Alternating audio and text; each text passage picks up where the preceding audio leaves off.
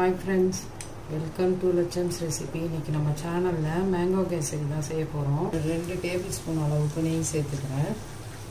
Nuts எல்லாம் நம்ம வறுத்து எடுத்துக்கலாம். முந்திரி திராட்சை எல்லாம் எடுத்துக்கலாம். நம்ம வந்து ரவையை சேர்த்து வறுத்துக்கலாம். மாம்பழத்தை அரைச்சி வச்சிருக்கோம் இல்லையா, அதை சேர்த்து ஒரு 4 கப் தண்ணி சேர்த்துட்டேன். தண்ணி கொதிக்கிட்டோம். சர்க்கரையை சேர்த்துக்கலாம். ரவை எடுத்து அதே கப்பாலே நான் 1.25 கப் சர்க்கரை சேர்த்துருக்கேன். இப்போ ஓப்பன் பண்ணி கிண்டி விடலாம். பாருங்க எவ்வளோ சூப்பராக வந்துருக்கு. திராட்சையை சேர்த்துக்கலாம்.